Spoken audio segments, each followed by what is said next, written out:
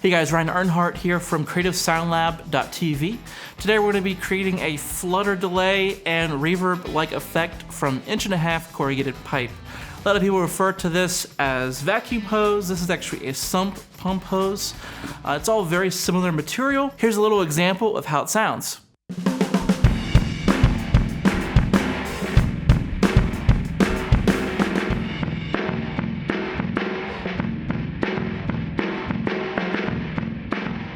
Okay, so I have lots of different experiments to show you today. They each have a very unique sound, and then I have a unique twist at the end of this video that really takes it up a notch.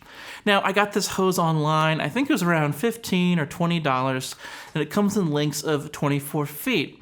Now, I originally got one, and I tried out my initial test, and I thought it sounded cool enough, so I got a second one. So we're gonna be dealing with two different lengths today. The first test I want to show you is just the 24-foot length. It'll just be thrown haphazardly on the kit with an open end under the bottom of the snare drum. Here's what it sounds like.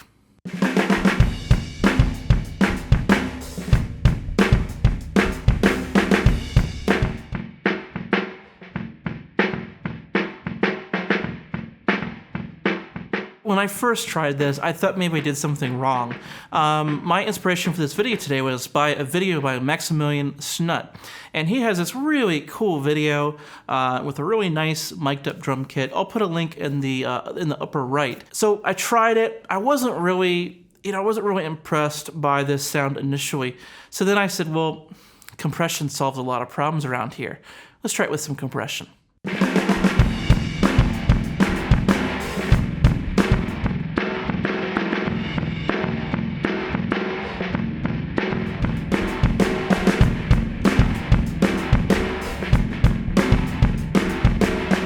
Okay, I like that a lot better.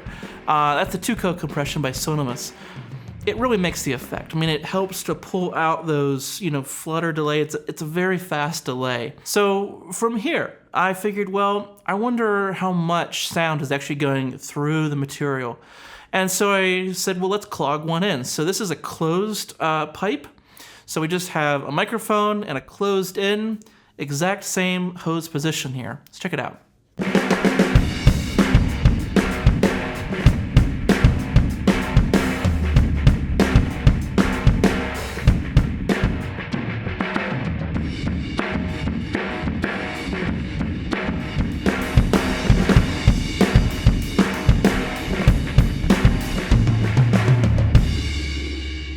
Okay, from here I decided, hey, let's set it out in front of the kit and put a funnel at the end. Let's check it out.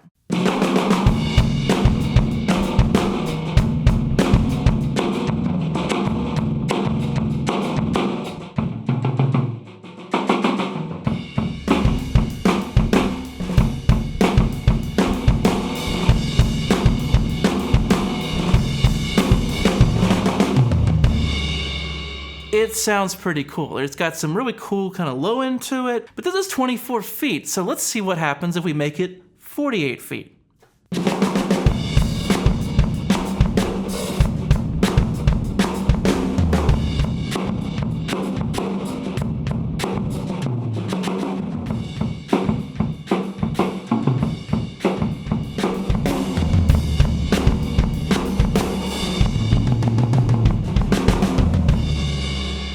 Okay, same funnel, but you add the length. I don't get this. For some reason, it just completely falls apart. It's not nearly as an attractive of a sound. So I'm thinking, I wonder if I have to stretch this thing out. I mean, it's 50 feet. I can do it here in the building. So I stretched out the hose. I left the funnel in the same place, and then I just ran with it. Here's a little about how that sounds.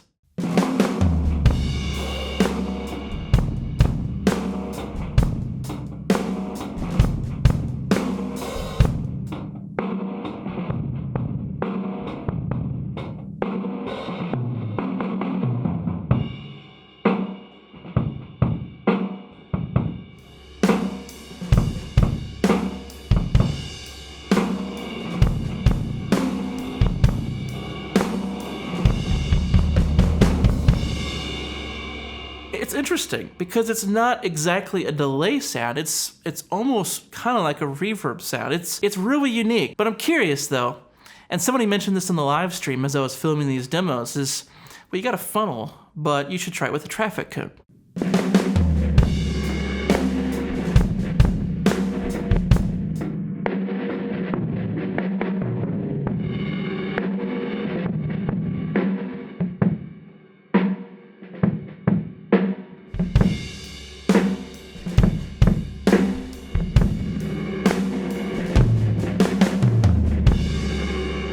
Again, not exactly the results I was expecting, but I mean, still pretty cool. Okay, so now let's regroup.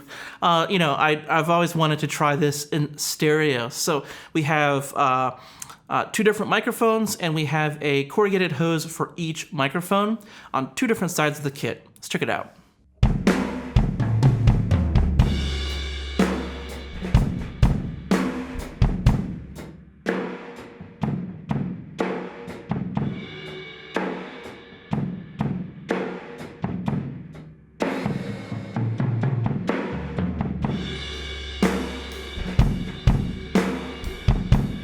Okay, not bad. This is hard panned, and it's interesting. I mean, it's not like amazing, but I don't think it really beats out that funnel in front of the drum kit. Then somebody mentioned in the live stream that, hey, why don't we put the hose above the drum kit, the ends, like a pair of overhead mics. So I went ahead and measured out a spaced pair position, equidistant from the snare. I mean, why not, right?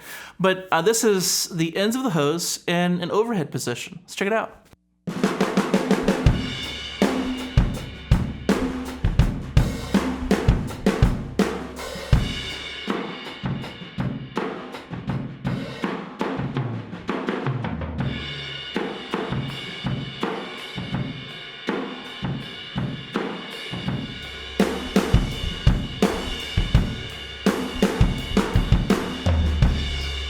Okay, pretty interesting. It's got a pretty good balance, but I really want to kick it up a notch here because this morning when I came in, I discovered something that really just sets this off and really takes it to the new level here. So I decided to start playing around with some delay, or not even really delay, but just shifting the track. And I ended up shifting the track by about 155 milliseconds. What this means is the sound of the corrugated pipe is a 16th note behind the sound of the direct drums. Okay, you gotta check this out, okay? Here it is.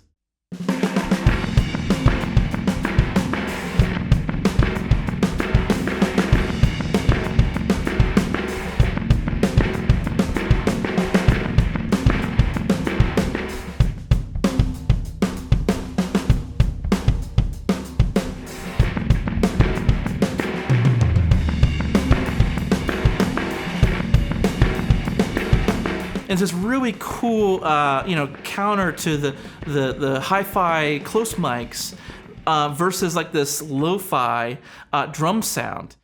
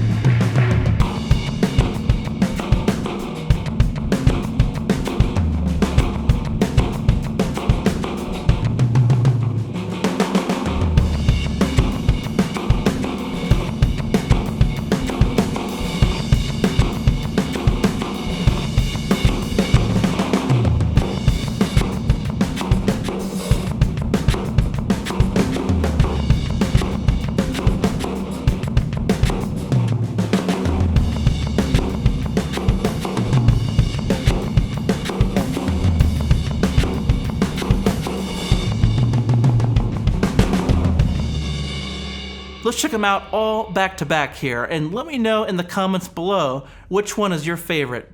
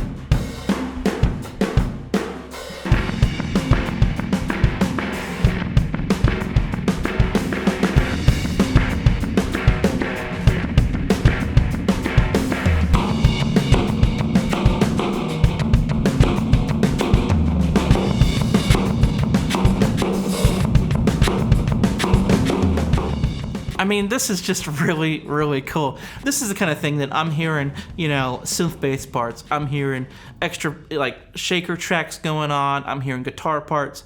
I'm literally hearing a whole song when I hear something like this. This is totally something that I'm gonna use. And so it's this really cool process of, I started out with something, it didn't even really sound that good at first.